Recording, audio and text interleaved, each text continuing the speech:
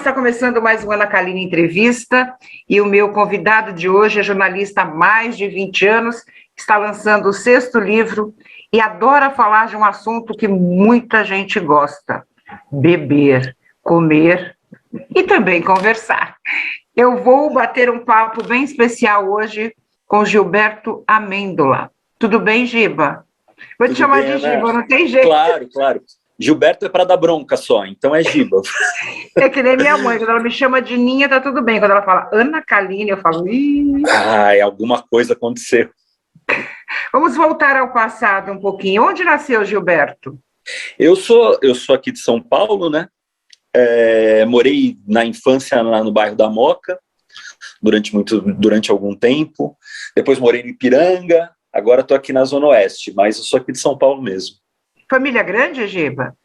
Família não é muito grande, não, sabia? A gente é um núcleo de pais, tios e primos relativamente pequeno, assim, tá todo mundo espalhado agora, assim, mas nunca foi uma família gigantesca, de mesas grandes, não. Como é que foi tua infância? Poxa vida, eu tive uma infância... Eu não posso reclamar, assim, eu tive uma infância muito feliz, tive meus pais muito presentes, assim, na minha infância. Eu sempre fui um garoto tímido, eu deixei de ser tímido, tal, depois, né, já um pouco mais velho.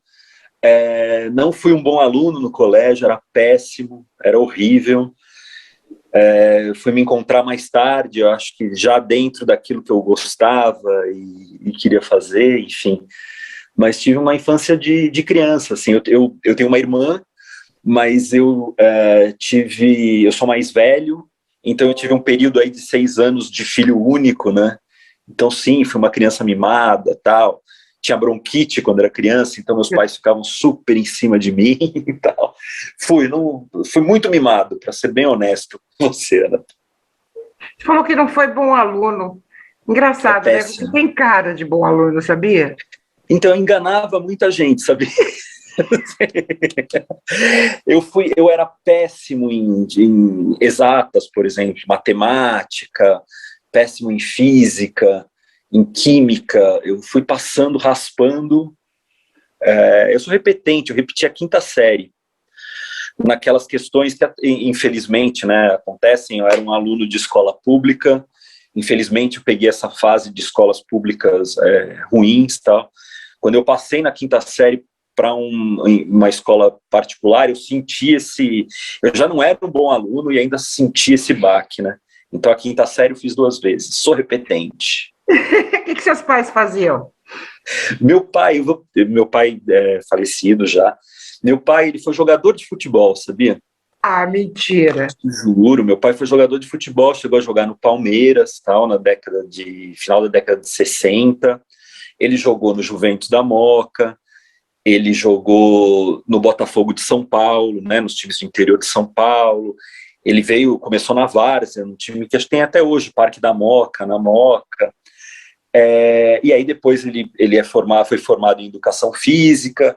Depois, assim, era uma época que a carreira de jogador de futebol é diferente de hoje, né? Hoje a pessoa faz o pé de meia, tá? Meu pai era um trabalhador do futebol, né? E depois foi terminar com representação de vendas, foi ser vendedor, tal. E minha mãe é dona de casa, assim, minha mãe é portuguesa, né, que veio para o Brasil muito, muito nova. Agora minha irmã, tô com uma parte da família morando em Portugal, e sempre foi dona de casa. Era assim, era jogador de futebol e dona de casa. E o que você queria ser quando você era criança? Na sua infância? Vida. Você sabe lembra? Que eu sempre tive essa fantasia. No começo era obviamente uma fantasia, uma coisa meio romântica, com jornalismo. Eu não consigo, eu acho até que eu consigo te explicar por onde. Eu sempre fui fascinado por banca de jornal. Amava banca de jornal. Gibi, revista. Eu até brinco que meu sonho era ser jornaleiro, não jornalista. É que o mais próximo que eu encontrei foi ser jornalista, porque eu vi aquilo, deve ser demais fazer parte desse universo, né? Mas foi pela paixão por banca de jornal, claramente foi isso, assim, desde pequeno. Devo ter tido um momento médico, né, que todo mundo fala, assim, de primeira, tal, mas a coisa de, poxa, tem lá o nome no jornal, sabe, tá na revista, tal, mas era por causa de um ambiente que já não existe mais hoje, né, como a gente conheceu, Ana, da banca de jornal, né, que eu era apaixonado por banca de jornal. Mas que jogador de futebol, não. Eu sou grosso, muito ruim, eu sou péssimo, eu gosto de futebol, mas para jogar não dava, nunca deu. E aí você foi fazer jornalismo aonde? Como é que foi tua época acadêmica? Eu fiz São Judas. Fiz na Moca, fiz São Judas. Eu prestei para História na Unicamp e para jornalismo na São Judas. Aí eu passei da primeira fase na Unicamp de História, só que aí tinha entrado em jornalismo. Aí eu falei, não, vou fazer jornalismo, tal. Resolvi ficar com jornalismo, tal. Aí foram 4 anos que eu tenho muita saudade. Eu vivi intensamente o que dava para viver o período, assim. Ali sim, eu acho que eram coisas que me interessavam muito, sabe? Então não foi uma faculdade que eu precisei fazer esforço, no sentido de eu gostava do que eu estava aprendendo, então eu fui um bom universitário, e vivi intensamente, como toda a faculdade de jornalismo pede, né? O bar, a festa, os amigos, tá? Eu tive essa fase com intensidade, ainda bem. Tenho saudade. A gente diz que jornalista gosta muito de boteco, né? E você comprovou isso. Como é que foi o primeiro emprego? Como é que aconteceu o primeiro emprego? Bom, eu fiz um estágio muito curtinho, que era um programa que eles tinham na CBN, mas foi um estágio muito curto mesmo, foram poucos dias, assim, 2 semanas, talvez. E depois, acho que meu primeiro emprego, eu fui estagiário na ESPN, no canal de esporte e tal.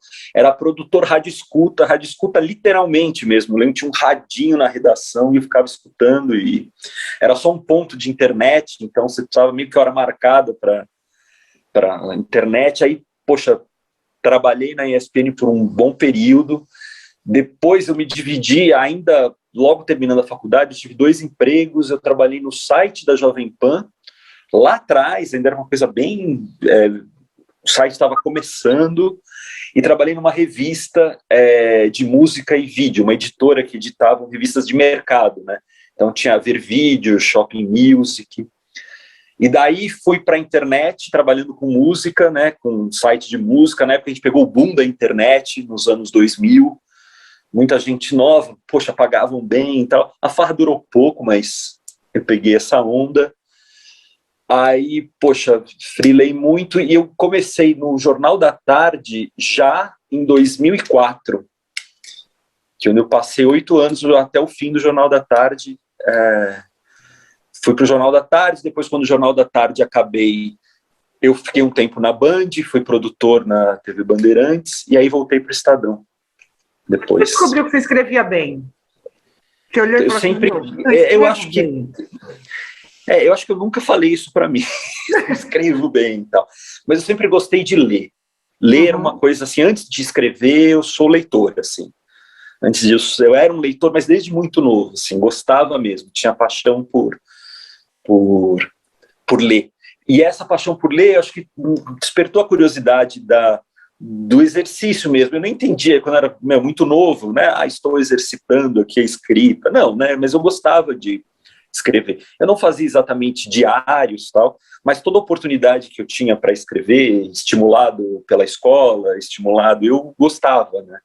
Mas o que me deu foi a leitura. E a leitura, sempre gostei de ficção, né? Eu sempre li muito romance, assim, eu li pouca biografia, eu não tenho tanto cultura biográfica, assim, né? Eu sempre gostei de jornal. Jornal era uma leitura que, poxa, eu lembro do meu pai trazendo jornal, comprava, e era engraçado que meu pai variava. Então, às vezes ele vinha com a Folha, às vezes ele vinha com o Estadão, às vezes ele vinha com o Diário Popular. O Diário Popular era uma presença muito grande em casa. E ele chegava em casa, a primeira coisa que eu fazia era pegar o jornal dele, assim. Ele chegava do trabalho, ele já tinha lido, ele já tinha passado os olhos, tal, e eu pegava, e era uma companhia, né? Eu gosto de papel até hoje, porque tem essa coisa do jornal, tal. Então eu gostava de literatura e de jornal, eram 2 coisas, e aí me fizeram ter vontade de escrever. E como é que aconteceu o primeiro livro? Como é que foi isso? Olha só, o primeiro livro eu tenho... foi já trabalhando no Jornal da Tarde, aí eu recebi um convite, enfim, uma editora que estava lançando uma coleção que chamava Repórter Especial, e ela convidava repórteres para escrever livros sobre determinados temas, né? E aí eu fiz 2 livros dessa coleção, que foram meus 2 primeiros. Um livro sobre violência, que chama Assassinatos Sem a Menor Importância, que é um livro sobre crimes banais. Né? É claro, esse livro já tem mais de 10 anos, já tem 15 anos esse livro. Ele hoje, ele não se sustenta mais hoje, enfim, mudou muita coisa, né? Os dados são outros nossos. Mas, enfim, ele era um livro sobre crimes banais. E eu fiz um outro que eu gosto muito, que chama Meninos Grávidos, que era um livro sobre gravidez da adolescência, só que com um olhar para o menino, para a situação do garoto. Então. Foi que eu te conheci. Foi sim, a gente fez uma entrevista sobre esse livro. Eu não sei se estava, acho que o Gilberto de Menstein não estava nessa entrevista, não lembro se era o de Menstein ou tinha uma médica com a gente, talvez. Albertina. Albertina, exatamente. Que memória, que falava de gravidez na adolescência. Foi a Albertina mesmo. Então. Esse livro, Meninos Grávidos, foi uma coisa muito interessante, que, quer dizer, é uma coisa que a gente tem até hoje, né? Esse não fica antigo, porque a irresponsabilidade eu acho que ele tem da adolescência continua. Foi um livro que repercutiu bem, né, Gilberto, na época? Sim, porque tinha esse olhar. Às vezes, hoje, eu relendo, tem alguns pontos que, enfim, que eu hoje faria um pouco diferente, mas eu acho que ele ainda tem ele ainda se segura. Porque ele tinha esse olhar, que era o olhar que também falava da irresponsabilidade, mas ele buscava ter um olhar mais compreensível, sabe? Assim, não era um livro para demonizar esse garoto, esse menino que não... Era para entender, tentar destrinchar, entender a situação de vida de um moleque de 14, 15 anos, que se vê naquela situação, que às vezes ela é colocado de lado, né? Os pais querem acertar tudo. Quando tem uma estrutura familiar, quando não tem, a coisa é pior, tal. E eu acho que assim ele ainda se segura nesse sentido, embora algumas coisas eu contasse diferente hoje. Na verdade, o que eu senti é que era mais uma reflexão do que uma bronca, né? Uma coisa era uma reflexão. O porquê daquilo acontecer, né? Isso. É uma coisa meio... E, de repente, além dos livros, você começou a fazer textos teatrais. Foi vontade ou foi convite também? Não, o teatro até veio antes dos livros, sabe? Eu fiz um período, Ani, eu fiz curso de teatro. Eu era um péssimo ator, mas eu fiz curso de teatro, quase me formei em ator. Eu fiz teatro como ator na volta do CPC, do Centro Popular de Cultura. Denói de Oliveira, já não está entre nós, criou um espetáculo ali, que na época tinha a ver com a carteirinha de estudante e tal. Tem uma experiência, assim, obviamente muito curtinha, de segundos, tal, mas num filme do Denoir, chamado A Grande Noitada, então tem essa experiência rapidinha de ator, mas nunca fui um bom ator, sempre quis escrever para teatro. Você fez teatro onde? Desculpa, onde você estudou? Na Recriarte, tinha, aqui ainda tem, em Pinheiros. Tem um monte. E eu achava que, poxa, porque escrever para teatro não é escrever bem, eu acho que é ter bom ouvido, porque a gente está falando são diálogos, né? Então tem que ter uma experiência de ator aqui para entender, né, a palavra do diálogo, né? Como ela sai natural, não sai. E aí conheci o pessoal de teatro, muita gente que escrevo para eles até hoje e tal. E aí fui fazendo, já no curso, já comecei a escrever umas coisas para eles. E por aí foi, né, gente? Escrever para teatro, saber contar história, né? Que é uma coisa um approach diferente do texto corrido, né? Da crônica, às vezes, assim, é bem escrito. Não, ele é bem ouvido, né? O teatro tem que ser bem ouvido, então. Tem essa impressão. Eu acho que é mal de todo jornalista querer ser ator, né? Eu fiz Célia Helena, cara. Olha só, poxa, seríssimo. Tá? Eu cheguei a fazer novela, você acredita? Sério, Anny? Qual você fez? Não, eu fiz a segunda novela na internet, chamava Alô, Alô, Mulheres. Tem hoje, às vezes eu assisto, eu morro de vergonha, sabe uma coisa Que assim? demais, que Fiz uma demais, que demais. delegada, participei desse último filme aí, 30 Dias de Bunker, fiz Que teatro com legal o Flavinho demais. Guarnieri, que também já não está entre nós. Eu adorava, mas é aquela coisa, né? Filha única, você precisa Sim, sim, trabalhar, ganhar sim. dinheiro. E teatro, Claro, claro. né, É. não dá Eu tenho, dinheiro. Só se você tiver a sorte, né, sim. Eu tenho de, de ser muita um top. muita admiração por quem segue essa vida, assim.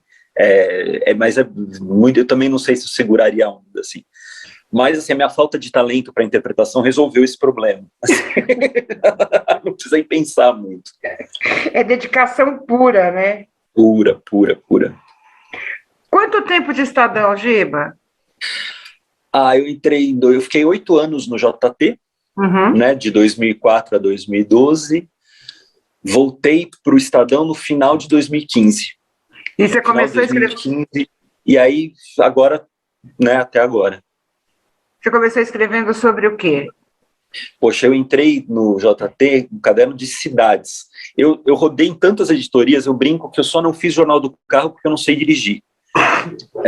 Você Não não sei, dirige, não cara? dirijo, não Nossa, dirijo. minha filha, eu achei que só existisse a minha filha que não dirige. Não, não, ela tá certíssima, não precisa dirigir. Aí eu fiz cidades por um bom tempo, fiz política por um bom tempo e fiz cultura também por um bom tempo. A última passar, o final do JT, eu tinha voltado para a política, que era um período eleitoral, sempre um período eleitoral, né? A gente volta para. Aí, quando eu voltei para o Estadão em 2015, eu fui para o Aliás, que era um caderno de texto, né? Pus um sonho de escrever para o Aliás. Aí fui para a política, né? Fiquei para a política, fui para cidades, aí fiquei entre política e cidades durante um tempo. Aí na pandemia, assim, eu continuo fazendo cidades nos finais de semana, nos feriados e eventualmente, mas estou no caderno 2 agora, com matérias mais de comportamento, enfim, de personagens e tal. O que você Estou gosta mais de nessa... escrever? Sobre o quê? O que você gosta mais? Eu gosto de gente, assim, então eu prefiro... eu nunca fui um jornalista de fontes, sabe, nem um Uhum. jornalista de furos. Eu gosto de contar história, de gente, então eu gosto do personagem, né? Não precisa ser o Napoleão, precisa um personagem, poxa, assim, entrar na vida de uma pessoa, contar aí as angústias e os sucessos das pessoas me atrai bastante. Obviamente gosto de fazer as crônicas, o meu espaço de coquetelaria eu trato com muito carinho também, porque é algo que eu gosto, mas eu gosto de escrever sobre gente mesmo, assim. Qual a melhor história que você já contou? Que você acha que é uma história que fala assim, é um Poxa, exemplo, que difícil, mas eu já tive... é uma história que todo mundo tem que saber, tem que ler. Na verdade, eu gosto dessas coisas menores até. Eu já fiz. Poxa, eu lembro no JT ainda, eu fiz muita coisa, gente. No JT, eu fiz personagens. Poxa, um dia tinha um rapaz atravessando, faz muito tempo, né?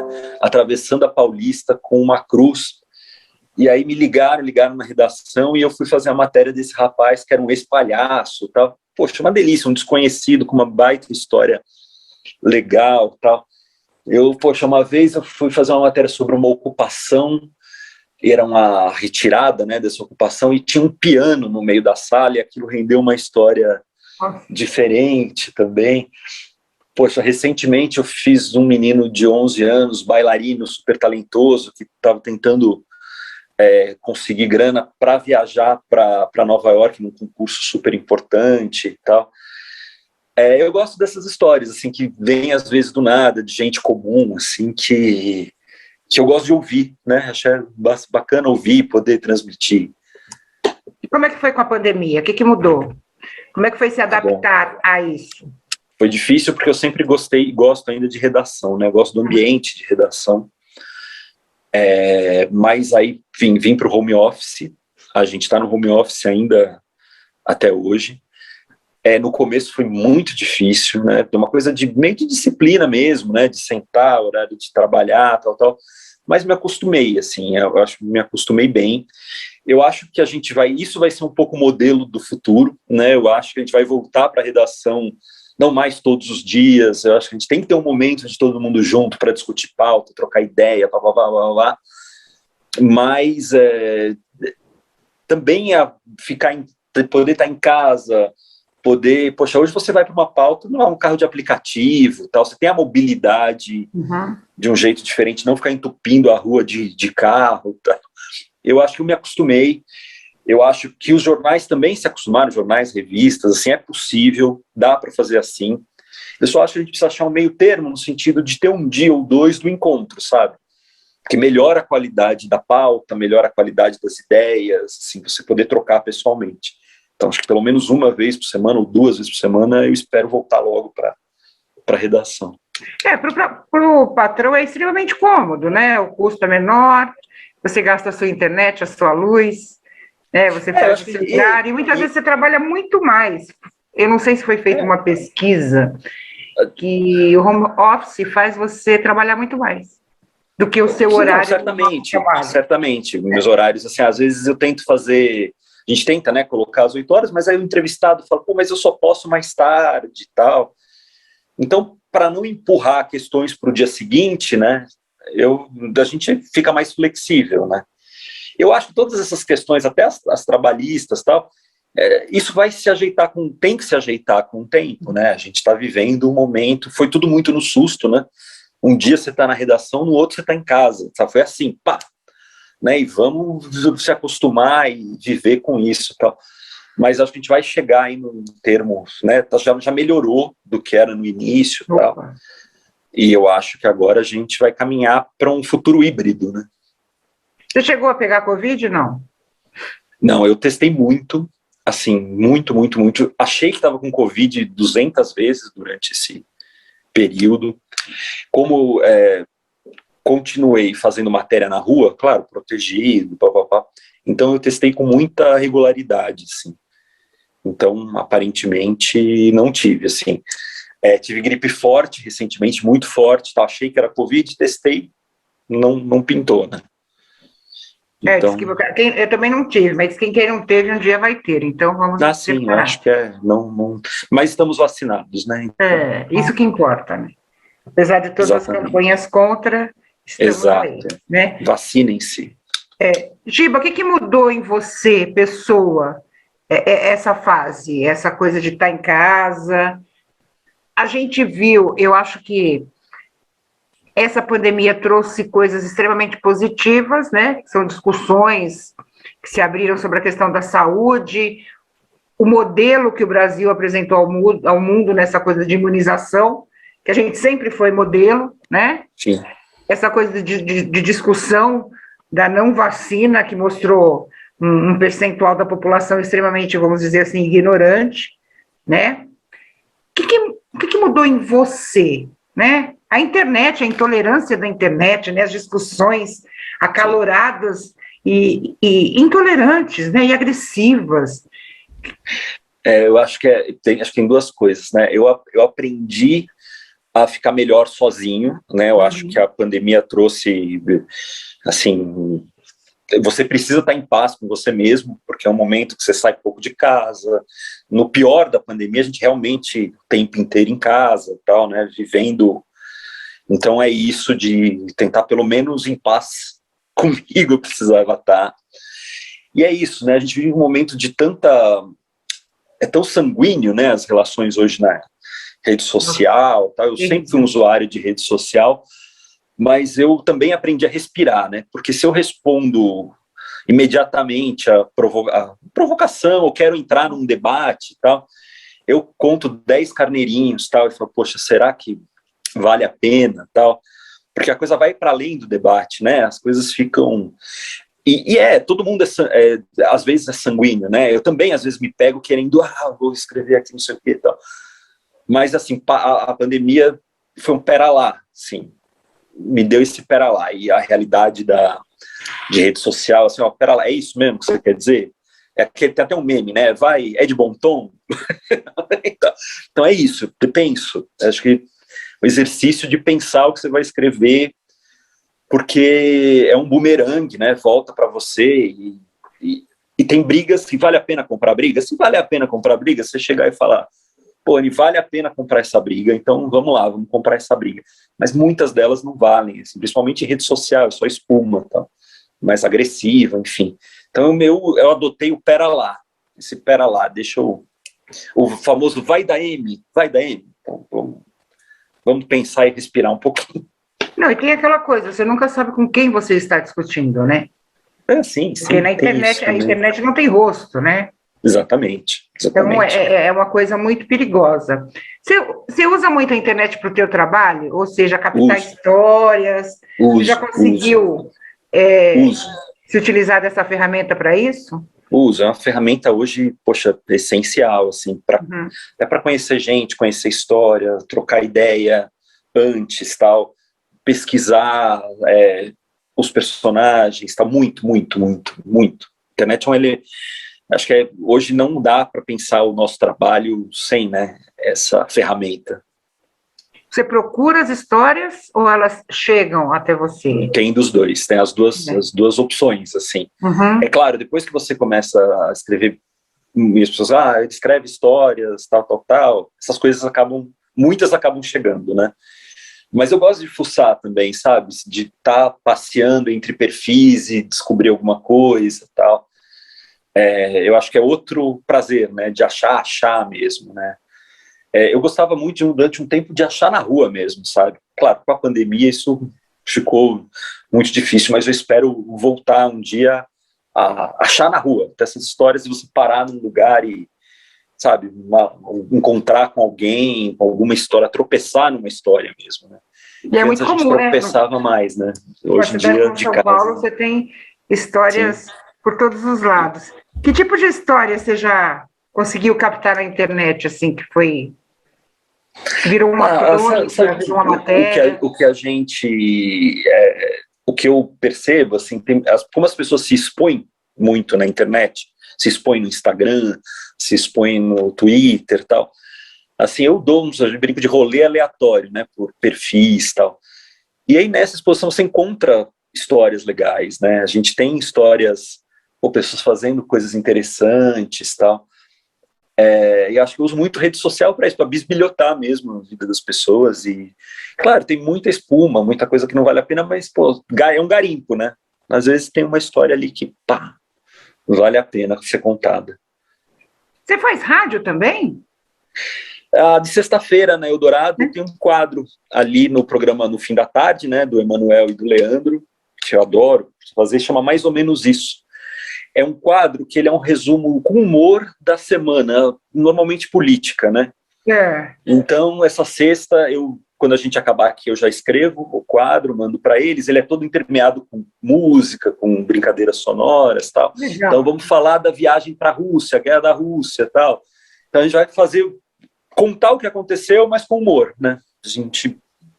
Não, e tem coisas hilárias, né? Muito. Eu estava vendo, né, os adeptos, né, ao Bolsonaro, sendo que ele evitou a Terceira Guerra Mundial. Você vê, não precisa nem fazer esforço para criar humor, ele já está aí, né? E posso te falar, e as pessoas mais velhas acreditam. Né? Recebem essas coisas pelo Telegram, pelo WhatsApp, né? E acabam entrando numa coisa assim de, gente, como é possível, né? Como nós estamos, como as pessoas estão vulneráveis e totalmente sem noção. Sim. A gente vê isso pela internet, né? As discussões, as defesas, você criando fatos, né? As famosas fake news que acabam... Oi, você sumiu de repente. Eu sumi, que acabam deixando a gente preocupado, né? Sim, é uma coisa muito séria isso. Sim. E como é que surgiu o teu livro, o último? Conta aí. Legal. O Mundo Sem Bar, né, e outras 50 crônicas pandêmicas, eu tinha uma coluna de crônicas no caderno Sextou, do Estadão. que foi um caderno que ele foi interrompido justamente por conta da pandemia.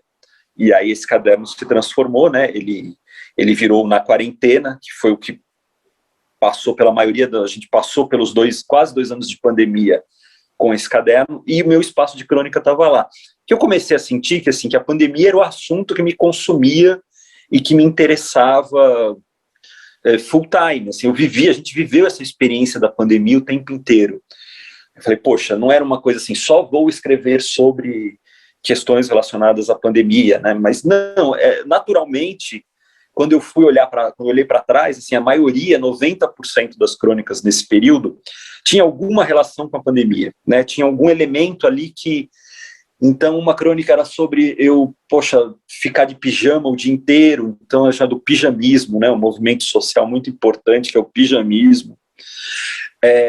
O fato do cabelo, da gente ficar sem cortar o cabelo, essa coisa também com alguma leveza, com algum humor, tratar esses detalhes do dia a dia. E eu tive uma crônica que ela viralizou muito, que foi essa de Um Mundo Sem Bar, né? Que eu disse, caramba, a gente está vivendo num mundo sem bar.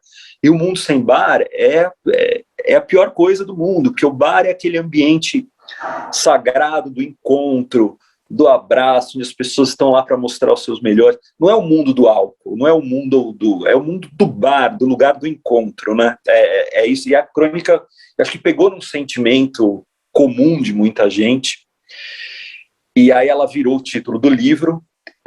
E eu também tenho outras crônicas que tratam um pouco desse universo, né, da boemia, o que aconteceu com a boemia no período da pandemia. Aí eu falo muito das separações, dos desencontros, tal, nesse período. E aí eu tinha lá olhei, eu falei, poxa, eu tenho aqui umas 50 uma crônicas que versam sobre isso, né, e acho que vai ser curioso, obviamente não só meu livro, mas outros já estão sendo lançados, tal, desse período, né, a gente vai olhar uma hora, vai poder ler e falar, caramba, eu vivi isso também, né, vai ser uma coisa meio de arqueologia dos nossos dias aqui e tal, do que a gente passou. Então é isso aí, poxa, a editora Patois, que eu, adoro, um trabalho muito legal do Edu ali com autores novos, tal, poxa, topou. A gente está em pré-venda ainda, né, não tem a data do lançamento físico, a gente está vendo, mas ou o final desse mês ou começo do próximo. Por enquanto ele está no site da editorapatois.com.br, tá? É só, ou bota meu nome, o nome do livro, está lá em pré-venda. E, poxa, é muito legal. Livro, assim, as pessoas, mas livro, né? Poxa, acho uma delícia, livro, e eu fico ansioso em lançar livro. Você sabe por que eu adoro crônica? Porque é uma coisa rápida, né? Sim, você lê uma, aí você pode parar, aí no outro dia lê outra. Não é aquela coisa que você tem o livro da história, né? Com começo, meio e fim. Muitas vezes eu começo a ler, eu esqueço o livro. Quando eu volto a ler, eu já esqueci o que eu li no começo, sabe? Eu tenho uma coisa dispersa para a leitura. Eu adoro Carlos Drummond de Andrade, sabe? Eu adoro ler essas crônicas. Eu leio muito suas crônicas, acho muito legal, obrigado. Eu acho, além de engraçadas, reflexivas, é isso que você quer colocar, né? Essa coisa de escrever sobre bebida. Fico morrendo de inveja, né, no bom sentido. Quando eu vejo esses drinks, essas coisas. Como é que surgiu esse lado, né, expertise em bebida? Surgiu, assim, primeiro do consumidor, assim, né? Eu sempre gostei de coquetelaria. Assim, sempre gostei de coquetel, uma coisa que, primeiro, da fantasia, né? Uma coisa que não é só a bebida, mas todo... Sim. Né? E aí eu comecei a escrever sobre coquetel num site chamado Mixology News, mas eu não escrevia sobre coquetel, eu fazia ficção crônica que envolvia bar também. Não era ainda sobre bebidas, tal. E aí comecei, poxa, a frequentar bar, a ler sobre, né, coquetelaria é uma coisa que tem uma literatura muito vasta, tem uma história muito grande e tal. Aí, no Estadão, a Patrícia, que era editora do Paladar, começou a me passar pautas, porque o gosta, tal, tem bar em casa, né, essas coisas. E aí eu comecei a escrever matérias sobre bebida para o Paladar, e a Patrícia teve a ideia de falar, poxa, vamos fazer um blog sobre bebida, tal. No começo, eram eu fazendo drinks em casa, Que ótimo. Só que aí, poxa, eu já estava envolvido, estudando, como ele falou, não, eu quero transformar isso numa coisa assim de apresentar para as pessoas o que é o coquetel, coquetelaria e tal. Então eu comecei a ir para os bares, eu entrevistava o bartender e o bartender fazia o drink. Né? Então, um profissional fazendo, é uma profissão, é um trabalho, tem igual o chefe de cozinha, você tem o mixologista, você tem o bartender e tal. É claro que com a pandemia a gente parou de fazer os vídeos, né? Espero voltar em breve. Então hoje a coluna é uma coluna de texto, onde a gente faz indico bares de coquetelaria, falando, olha, o que é legal, o que a pessoa pedir, e das notícias desse universo do coquetel e da bebida para o coquetel, né? Tem muita coisa, assim. Acho que um dia, uma área que vai ganhar o status da gastronomia, né? Ninguém precisa...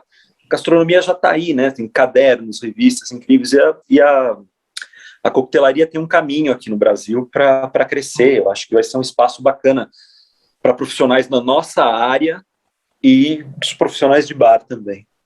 Você encontrou, assim, coquetéis inusitados, assim, com ingredientes inusitados? Tem sempre, sabia? Assim, a gente tem, além dos clássicos, né? Que já é o Dry Martini, ou de Fashion e tal, a gente tem sempre o coquetel autoral, que é a criação do bartender, né? Então você tem com produtos brasileiros, com produtos Cumaru, com coisas diferentes que a gente não está tão acostumado no nosso dia a dia, né? Mas principalmente produtos brasileiros que a gente às vezes só vê na cozinha, tal, e que são levados para dentro do copo. É bem interessante. E São Paulo está cheio de bar fazendo isso, cheio de lugar interessante para conhecer. Eu estou achando que o próximo livro vai ser Receitas de Bar. Fazer um livro com os amigos bartenders, tal, falando, pode ser. Ui, que legal. Você chegou a criar drinks próprios? Não. Enfim, só fazia que te ensinava. Eu em casa brinco, né? Mas a gente, assim... e aí os profissionais fazem lá as receitas, eu tento reproduzir em casa aqui e tal, mas eu vou nos clássicos aqui. Para brincar em casa, eu vou nos clássicos. O que você tem vontade de fazer e não fez ainda? Bom, tenho vontade de viajar mais, queria morar um tempo fora, que mais? Queria escrever um romance, talvez, tal, mas enfim, então, acho que muita coisa ainda, né? A graça de, eu tô com 46, é ter muita vontade de fazer coisas que eu ainda não fiz, né? Que é o que impulsiona para voltar, sei lá, no jornalismo, grandes coberturas, assim, nunca fiz Olimpíada, nunca fiz Copa do Mundo, deve ser maravilhoso, tal, quem sabe um dia, tal. Né? Não sei, assim, grandes coberturas eu acho legal, de eleição eu me divirto muito, amo cobrir eleição. Tal. Adoro. Trabalhei com política há 30 anos, adoro. Mais por esse lado do comportamento do que do hard news, porque realmente não tem essa... Mas adoro o clima, adoro o ambiente, acho demais. Você vai ter muito material esse ano. Com certeza. Mas eu acho que os debates vão ser bem interessantes para pegar esse lado de crônica mesmo, né? Sem dúvida. Dessas discussões. Você não chegou a casar, Gilberto? Não, sou solteirão, tô aí, então. Tem filhos, não? Não tenho filhos, não. Que você saiba, não, né? Não tenho, saberia. Como é que você vê o jornalismo hoje? Essa coisa da proliferação da internet. Hoje todo mundo é apresentador, né? É repórter, é digital influencer, né? A gente vê umas coisas, uma linguagem totalmente fora do nosso mundo jornalístico, pessoas totalmente fora do nosso mundo jornalístico que se autodefinem jornalistas. O que isso causa em você? Que tipo de reflexão? Então, primeiro, eu sou realmente apaixonado pela profissão. Assim, as pessoas brincam, mas poxa, é um voto de pobreza, né? Uma profissão que mais realmente é uma profissão que ela te proporciona coisas que talvez outras profissões não proporcionem. Sim. Né? Então, eu sou absolutamente apaixonado pelo jornalismo.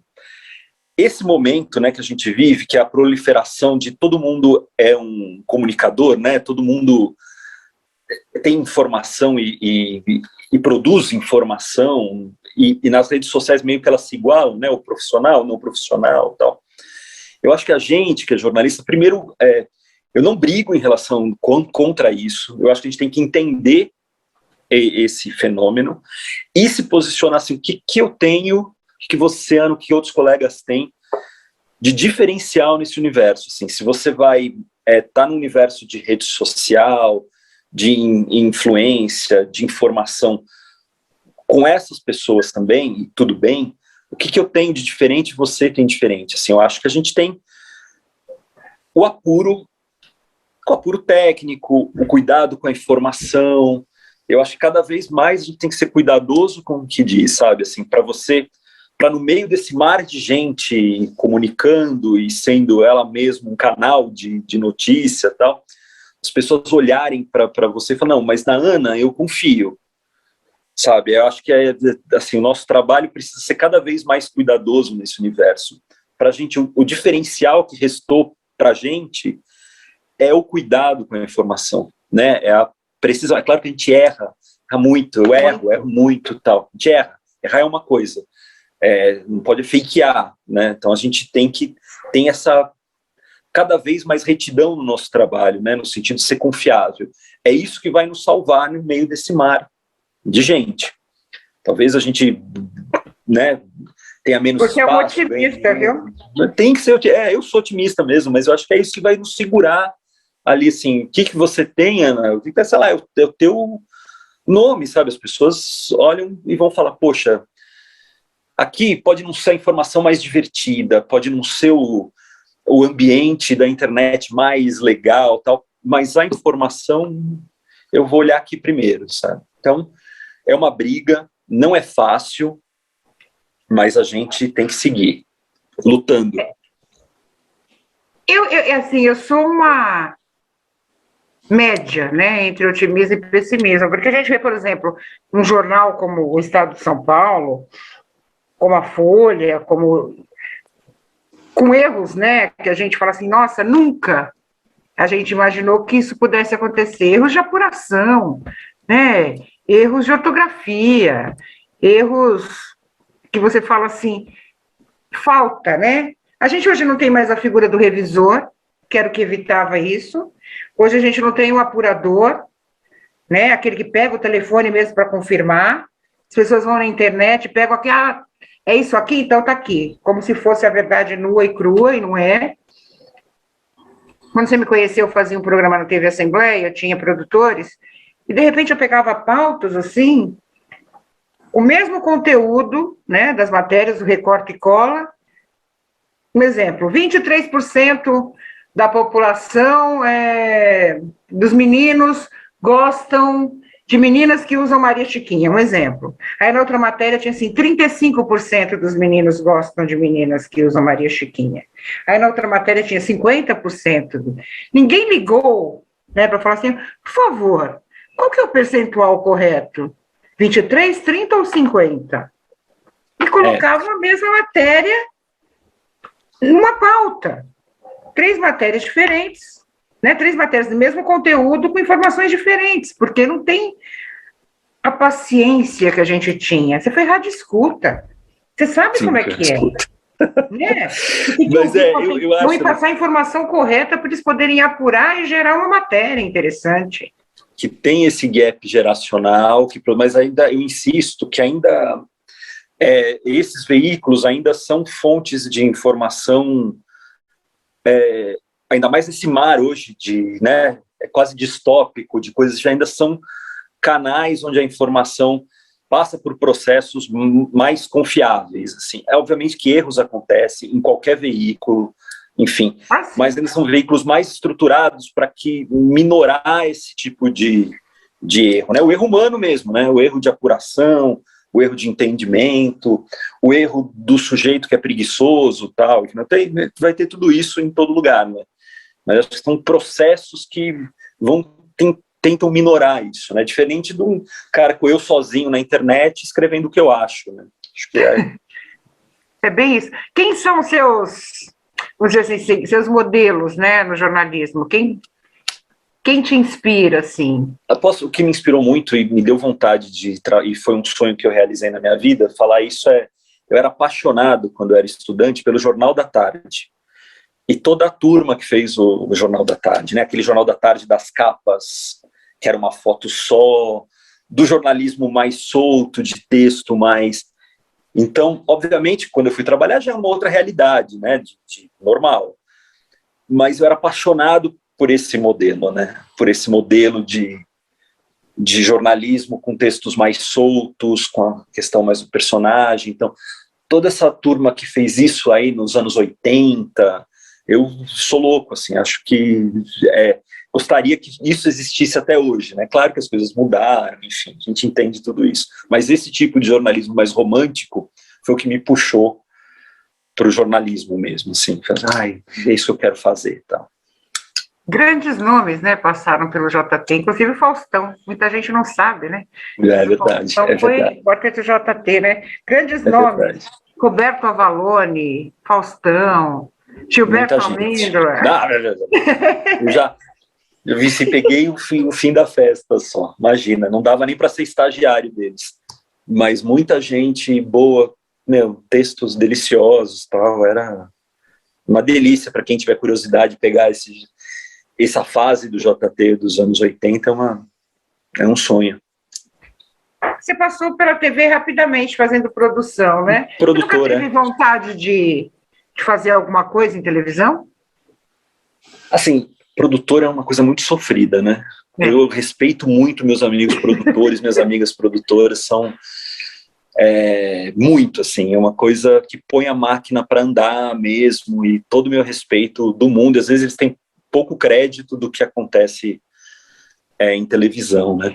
Mas acho que eu não tive, assim, eu sempre fui de texto, né?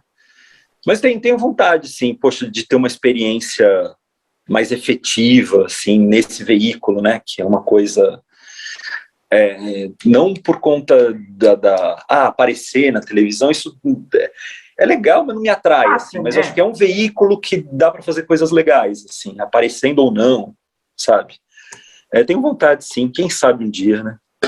Mas sou de texto, sou uma pessoa de texto, assim, é um processo, eu precisava aprender, sabe?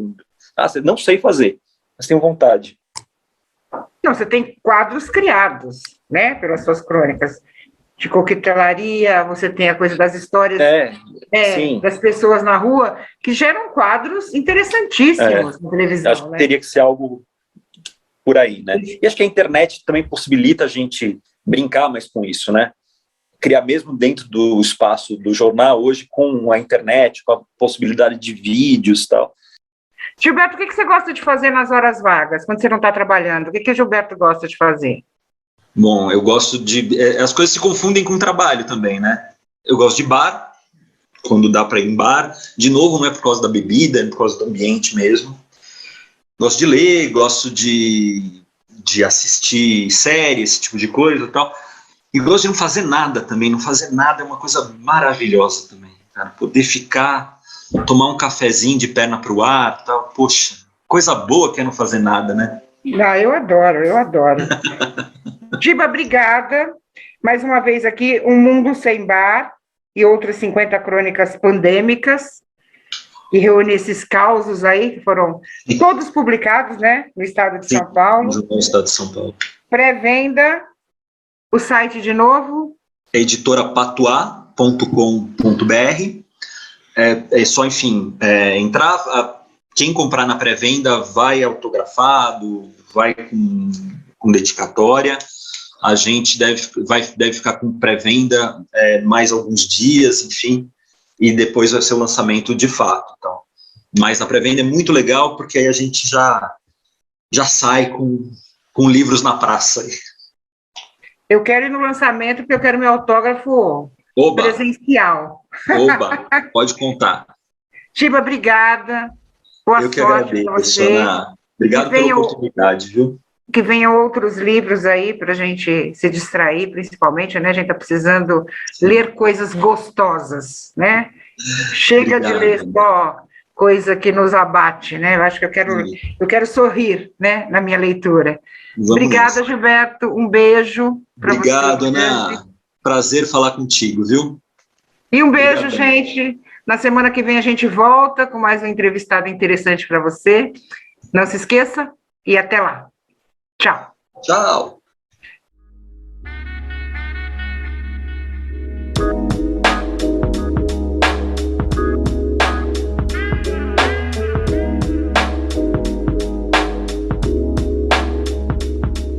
Bem-vindos ao Balcão do Giba, e hoje a gente visita o Capilex Bar, que por acaso é a minha casa. Hoje a gente vai fazer um vídeo de um drink que muita gente pediu, um drink que é moda na Europa há muito tempo, já se consolidou por lá e que aqui há pelo menos uns 3, 4 anos já faz parte do cardápio dos principais bares, que é o Aperol Spritz, que é muito fácil de fazer, inclusive a receita já vem no rótulo do próprio Aperol, então é moleza. Vou ensinar aqui para vocês, é facinho. O que precisa para fazer um Aperol Spritz? Muito simples, o próprio Aperol, um espumante e água com gás. Então é o tipo do drink que a gente monta no próprio copo.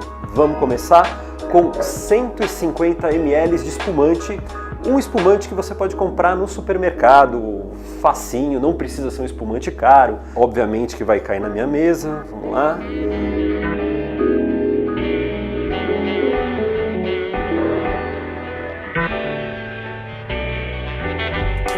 Tá aqui ó, lá o copo só com espumante. 150 ml de espumante, 100 ml de Aperol, porque a receita são 3 partes de espumante, 2 partes de Aperol e 1 parte de água com gás ou clube soda.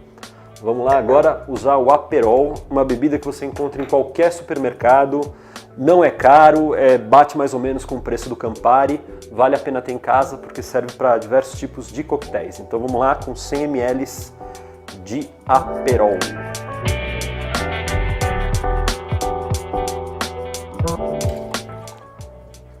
Mais 50. Seguindo essa receita, a gente vai de 50 ml de água com gás. O importante é que seja 3 partes, 2 partes e 1 parte. Aí você pode, enfim, brincar com a quantidade dentro dessa divisão de partes. Tá aqui ó, uma cor super bonita, já dá até vontade de beber, você sente as borbulhas aqui do Aperol. Vamos colocar umas 5 pedrinhas de gelo. De novo aqui ó, mão limpa, né?